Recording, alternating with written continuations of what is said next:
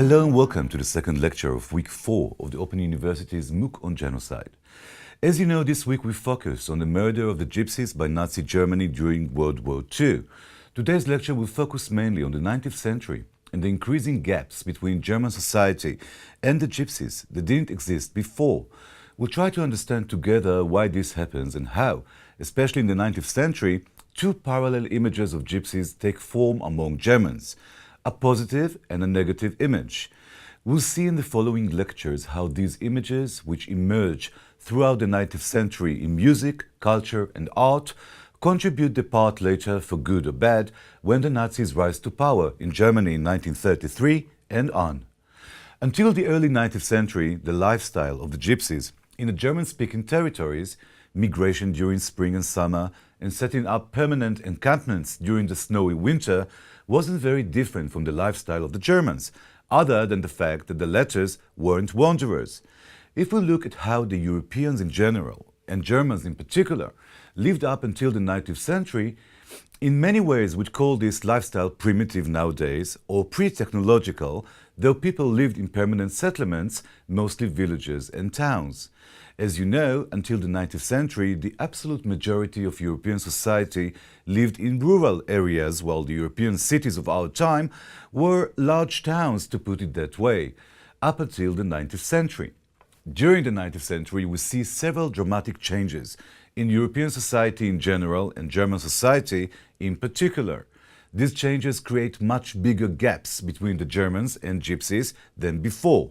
If I may, I'll note some of these changes to help us understand what this is all about. In terms of housing, in the 19th century, mainly due to the Industrial Revolution, we see a shift in the housing trends of European citizens, including the German-speaking territories, of course. If until the early 19th century, most Germans lived in rural areas, during the 19th century we witness a rapid and wide-scale process of urbanization.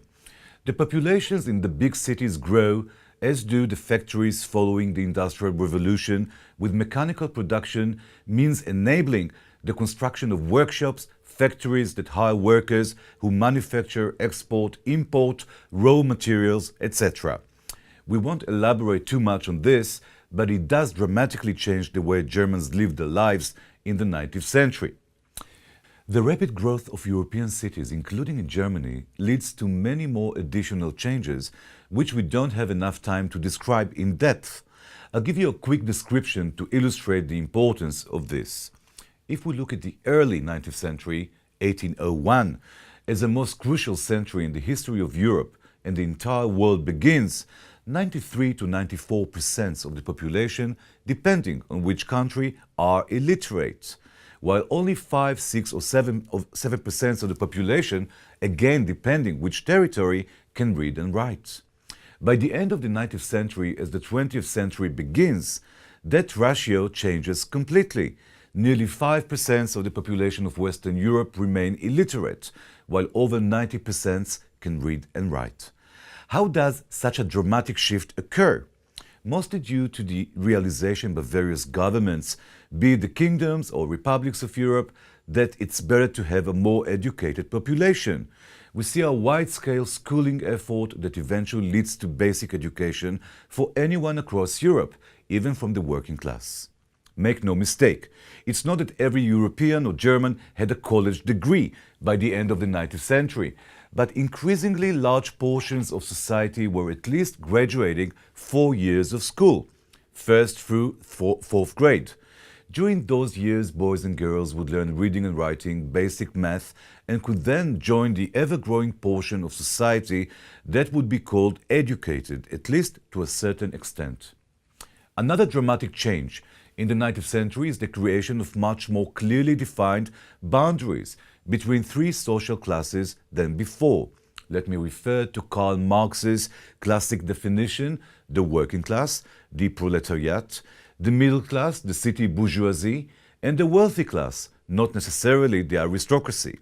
As the 19th century progresses, the Industrial Revolution takes root, and the modern European economy grows. It becomes easier to define who belongs to the working class, the lower middle and upper middle class, as well as the wealthy class. What does this mean? This has positive implications, not just negative. It means more and more people, if you factor in the education I mentioned, take part in social circles they had nothing to do with previously. If we're talking about fine European culture like classical music, high literature, art, dance, ballet, and so on, until the late 18th and early 19th century, all these practices were exclusively in the domain of the aristocracy, the nobility. While more and more people are exposed to the possibility of consuming culture, especially the middle-class bourgeoisie, in the 19th century, they adopt these domains that used to be exclusively aristocratic.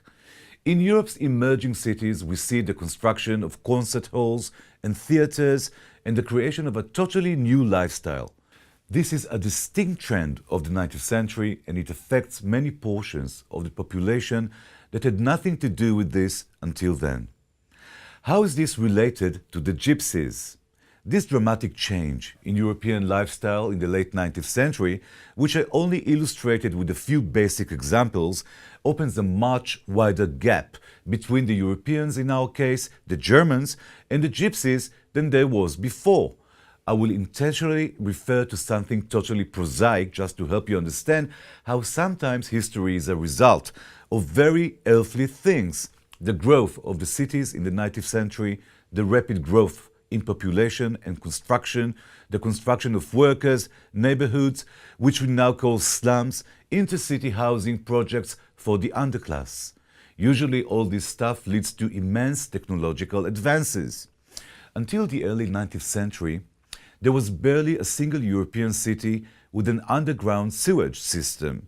During the 19th century, as the cities and populations grow, we see that every new neighborhood or street is planned in advance, including a sewage pipeline. This is a dramatic change in life. Towards the mid-19th century, we see more and more pipelines bringing water to people's apartments, which was unfathomable before. People could suddenly bathe in their apartments or homes and do their laundry with water flowing out of their faucets.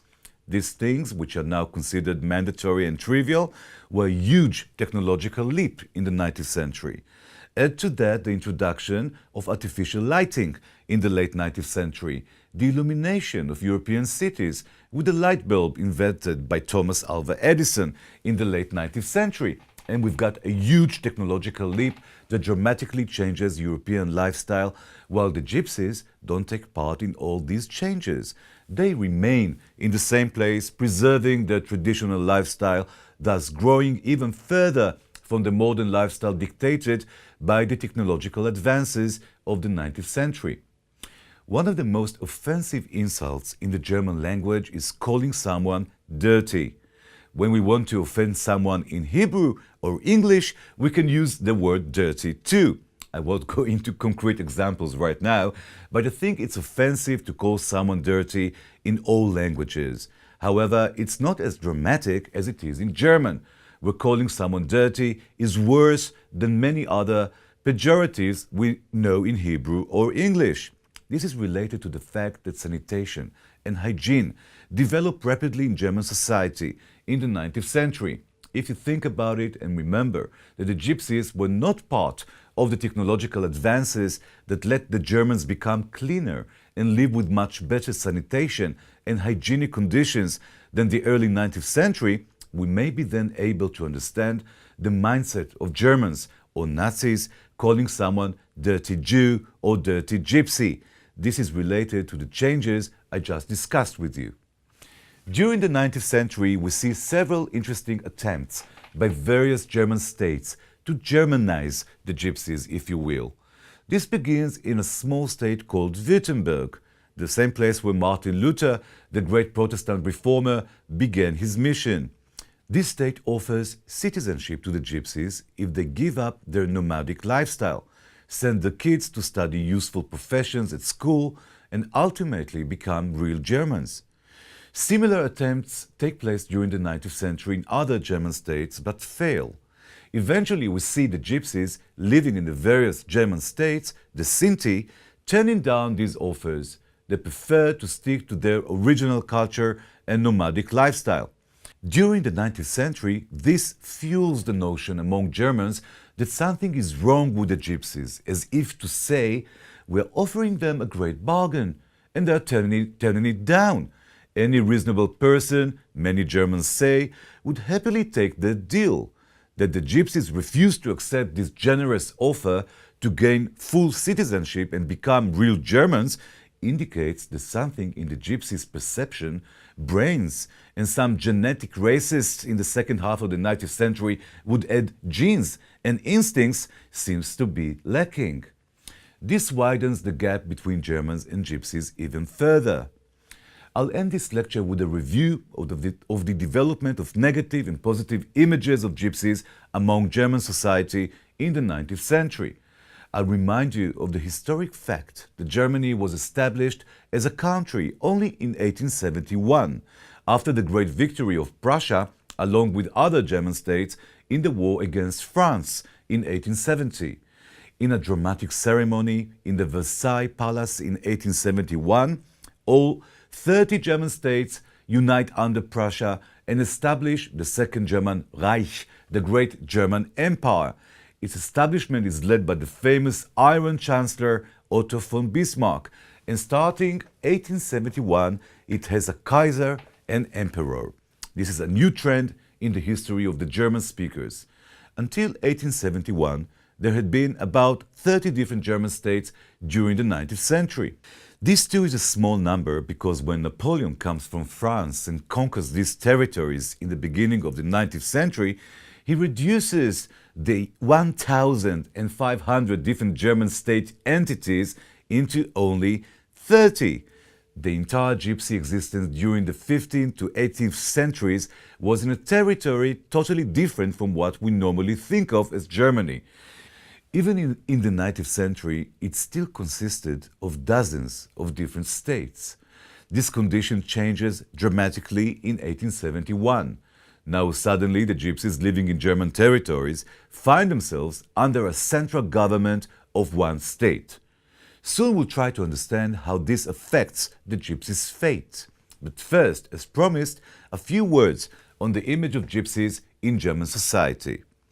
We see a positive image emerging mostly during the 19th century as European culture targets the consumer audience of the emerging bourgeoisie of that century, creating more and more pieces, some of them popular and others more highbrow, but we see quite a few cultural endeavors with a recurring gypsy theme.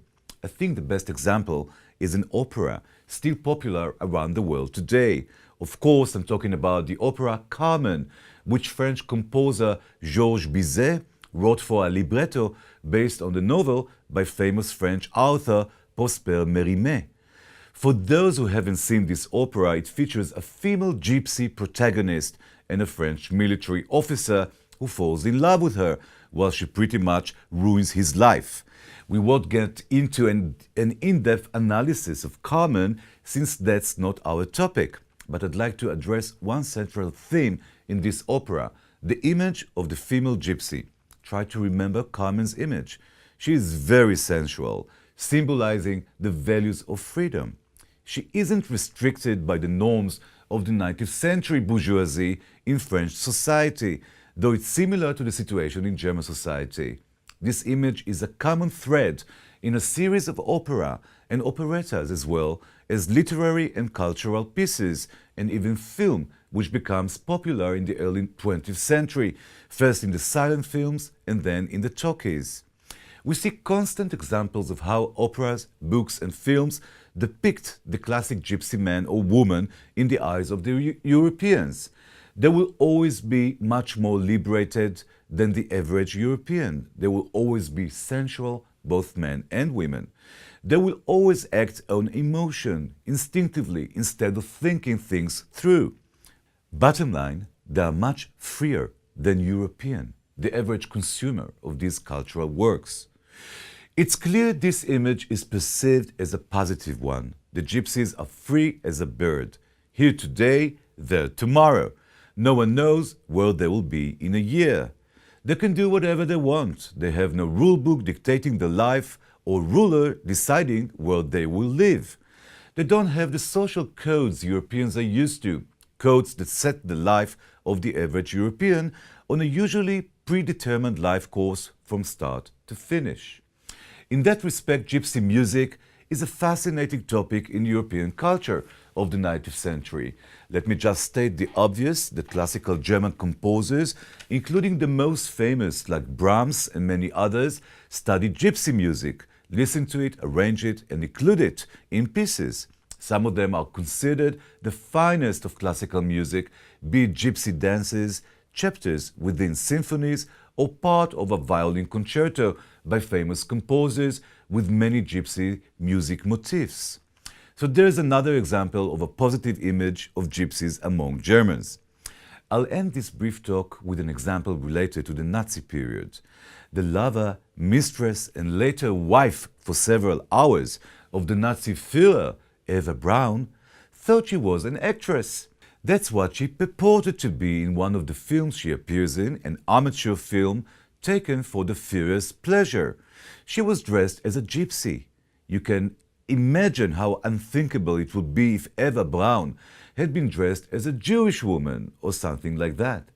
This suggests that the image of the gypsy woman, or gypsies in general, even in the eyes of Adolf Hitler, was light and cute and sexy, surely without any negative connotations. However, during the 19th century and even earlier, we see the construct of a distinctly negative image of gypsies in German society. This primarily takes form in the stereotype that all gypsies are thieves. Even today, gypsies in Europe are considered prone to thievery. When we read Israeli travel guides of major European cities and usually see warnings against gypsy pickpockets, this indicates that regardless of the reality, this image exists here too, in Israel, even though Israeli society isn't so used to having direct contact with gypsies. The gypsies in Europe are often accused not only of being thieves, but of stealing children. This myth has been going around in Europe for a while. Quite recently, there were news reports about a gypsy couple in Europe accused of kidnapping a little girl only because she had blonde hair and blue eyes, though they didn't. They claimed they did not steal any child. The European media jumped on this issue like a prize until it turned out they really hadn't stolen the girl and everything is fine. But the mere willingness of the European media in the 21st century to get involved in such a low blood libel, accusing a gypsy couple of stealing a pure-blood European little girl, if you will, suggests how deeply rooted this image of gypsies as kidnappers is in Europe. Thieves, kidnappers, dirty, lawless, untrustworthy, here today and there tomorrow, they can do awful things and we don't know about it because they won't be here anymore. All these images emerge mostly in 19th century European culture. To be honest, some of them still exist to this day in some European cultures. They exist in France, Germany, and Eastern Europe. I hope you find this conversation interesting. Thank you for now, and see you later.